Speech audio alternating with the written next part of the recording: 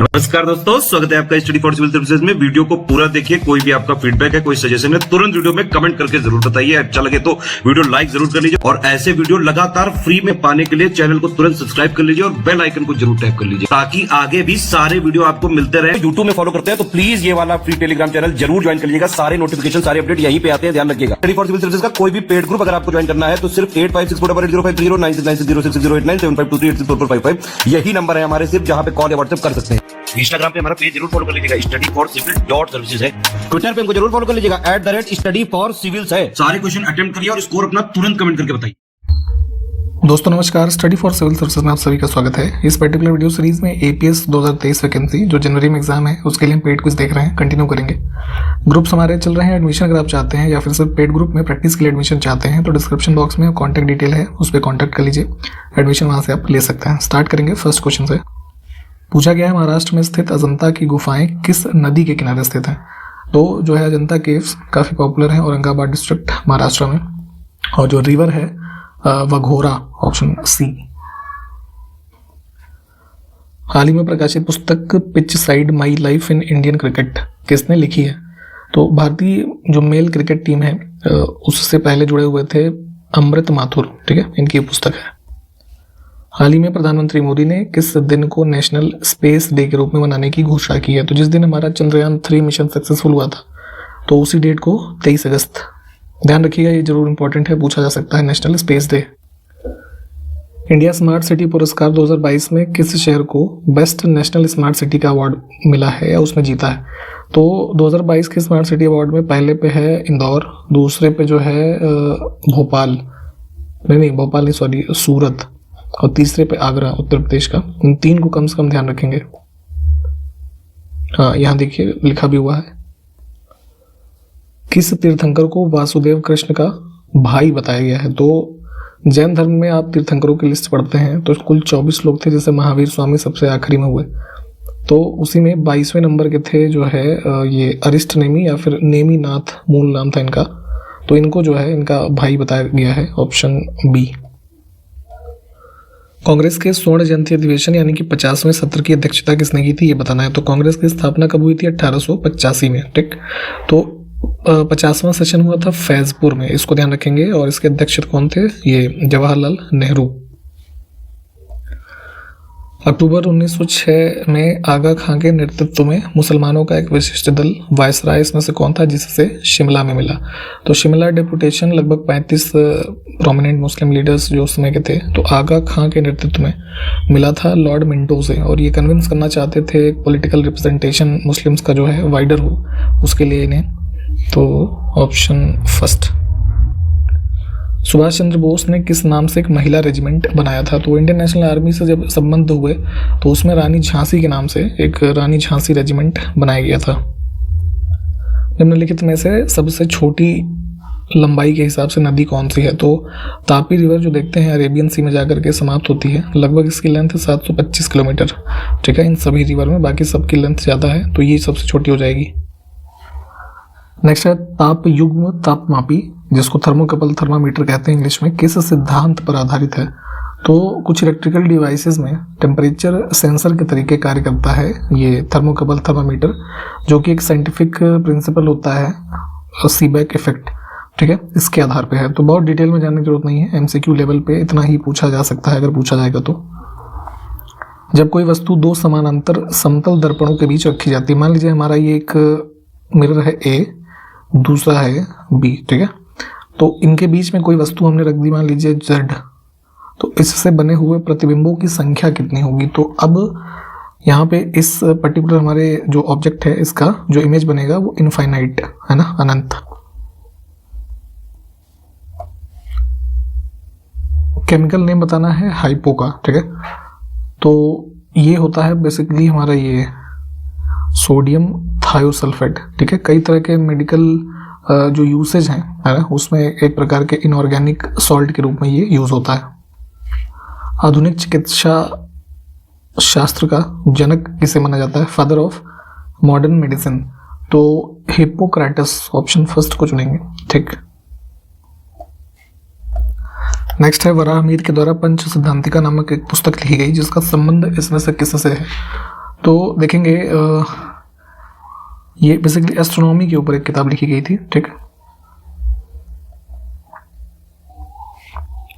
Law of cooling, शीतलन का नियम इसमें से किसके द्वारा दिया गया?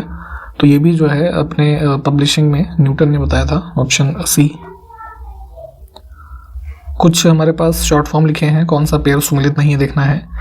तो इसमें उजाला ये गलत है, ठीक है।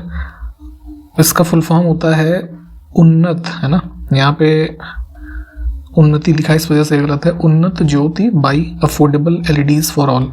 एलईडी जो लाइट्स होते हैं, एलईडी बल्ब्स, उनको एक तरीके से डिस्ट्रीब्यूशन से संबंधित एक योजना है कुछ सब्सिडाइज रेट पे। अन्य विकल्प ठीक है, इनको देख लीजिएगा। अगस्त 2023 में इमर्सन मंगागुआ, ये व्यक्ति का नाम है, किस देश के राष्ट्रपति के रूप में दोबारा चुने गए हैं? तो ये चुने गए थे जिम्बाब्वे के प्रेसिडेंट, अफ्रीका देश जो है। नेक्स्ट है IBSA, इंडियन जो ब्लाइंड क्रिकेट टीम है उसके रेफरेंस में क्वेश्चन है। तो IBSA वर्ल्ड गेम 2023 में भारतीय महिला टीम ने किस देश को हरा करके स्वर्ण पदक जीता है?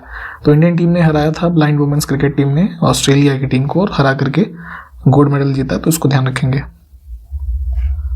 हाल ही में एथलेटिक्स वर्ल्ड चैंपियनशिप का आयोजन हुआ, उसमें स्वर्ण पदक जीतने वाले पहले भारतीय एथलीट कौन बने हैं? तो यहाँ पे भी नीरज चोपड़ा ने जो है गोल्ड मेडल जीता था, तो इंपॉर्टेंट रहेगा, ये ध्यान रखेंगे। प्रतिवर्ष राष्ट्रीय खेल दिवस कब मनाया जाता है? तो स्पोर्ट्स डे मनाते हैं प्रतिवर्ष 29 अगस्त को। किसके जयंती के उपलक्ष्य में? मेजर ध्यानचंद, जो भारत के पूर्व हॉकी प्लेयर रहे थे, फेमस।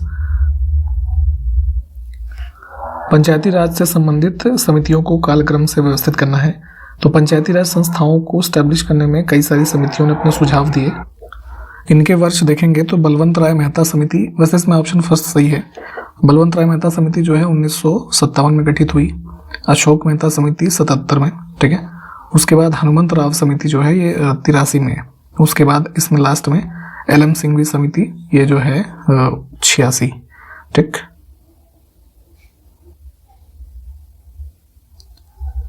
सार्वजनिक स्वास्थ्य और स्वच्छता संविधान की किस सूची में निहित है? 3 प्रकार की हम लिस्ट पढ़ते हैं 7th शेड्यूल में, यूनियन, स्टेट और कॉन्करेंट। तो स्टेट का विषय है इसमें ये सार्वजनिक स्वास्थ्य और स्वच्छता। भारतीय संविधान का सबसे लंबा संशोधन इसमें से कौन सा है? तो 42nd अमेंडमेंट किया गया था 1976 में, जिसको कि मिनी कॉन्स्टिट्यूशन की भी संज्ञा दी जाती है। इसमें कई सारे प्रावधान ऐड किए गए और कई सारे हटाए गए, ठीक। तो व्यापक एक संशोधन रहा था ये। संविधान के निम्नलिखित में से किस अनुच्छेद के तहत प्रत्येक वित्तीय वर्ष के संबंध में भारत सरकार के अनुमानित प्राप्तियों और व्यय का एक विवरण संसद के समक्ष रखा जाना है? तो ये बेसिकली बात हो रही है बजट की। यूनियन बजट जो है उस संबंध में कॉन्स्टिट्यूशन ऑफ इंडिया में बजट जो शब्द है ये मेंशन नहीं है। इसकी जगह पे कौन सा वर्ड है? एनुअल फाइनेंशियल स्टेटमेंट, जिसमें हमारी कितनी प्राप्तियां होंगी, कितना व्यय होगा, इसका लेखा जोखा होता है। तो ये प्रावधान है 112 नंबर आर्टिकल में, ठीक है। तो वही बात यहाँ पे पूछी गई थी। नेक्स्ट है ऑल सेंट कैथेड्रल कहाँ पर स्थित है? ये बेसिकली एक जो है ब्रिटिश काल में निर्मित चर्च है, ठीक है। पत्थर गिरजाघर भी इसको जो है नाम से जाना जाता है और प्रयागराज जिले में स्थित है ये।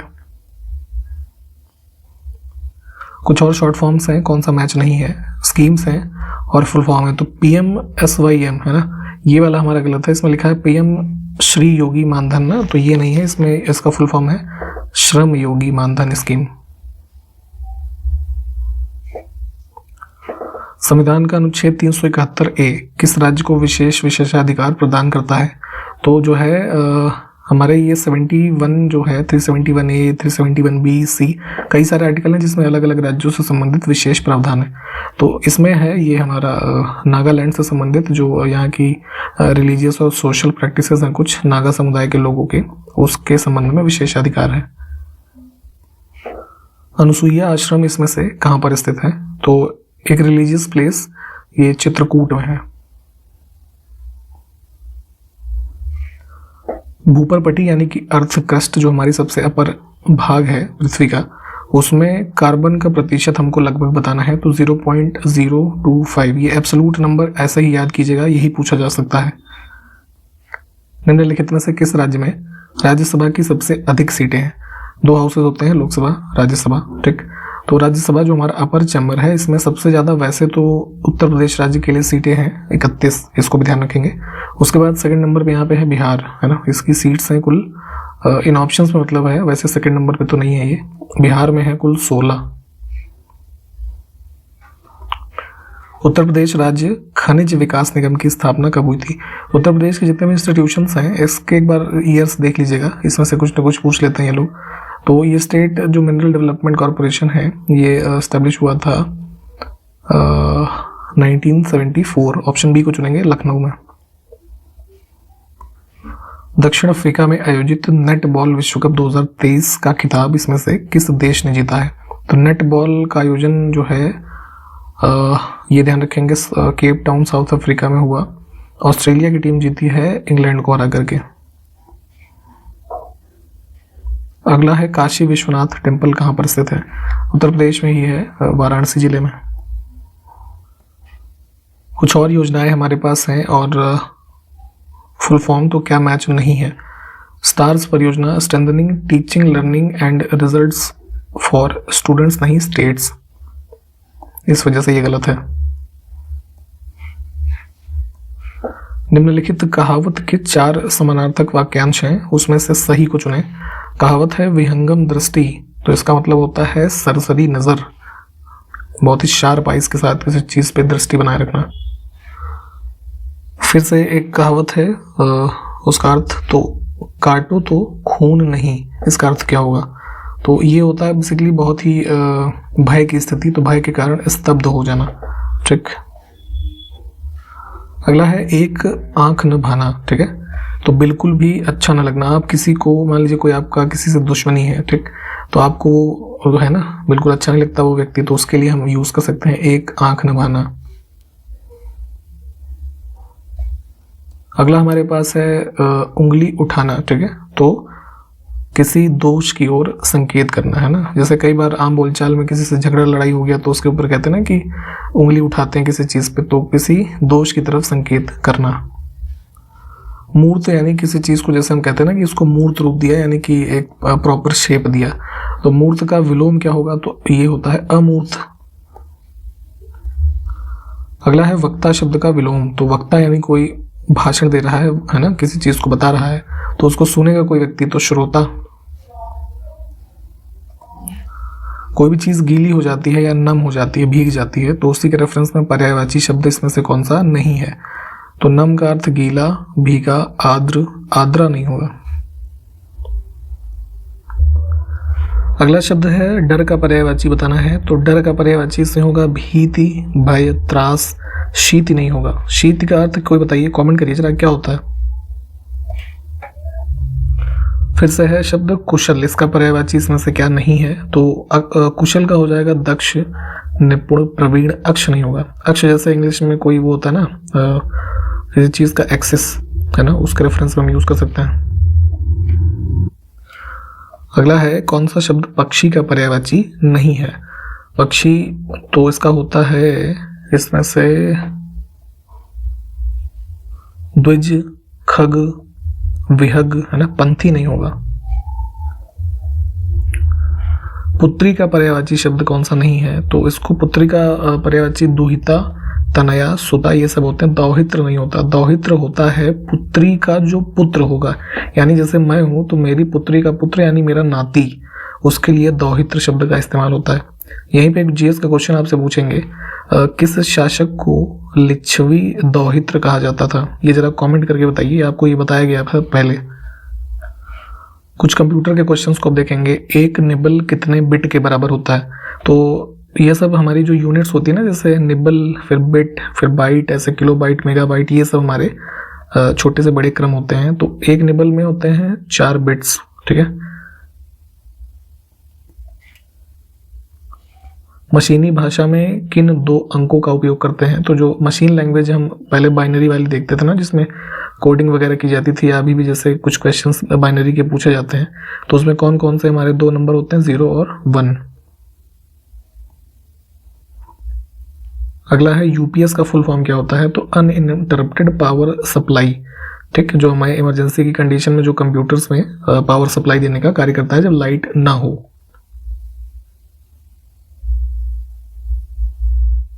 अगला है USB का फुल फॉर्म बताना है। जो पेन ड्राइव हम जिस पोर्ट में लगाते हैं वो USB पोर्ट होता है, उसको बोलते हैं यूनिवर्सल सीरियल बस। आउटपुट डिवाइस इसमें से कौन सा नहीं है? इनपुट और आउटपुट दो प्रकार के डिवाइसेस हम पढ़ते हैं, ठीक। तो टच स्क्रीन क्या है? हम किसी भी चीज़ को टच करते हैं तो इनपुट देते हैं ना, तो ये इनपुट डिवाइस हो गया।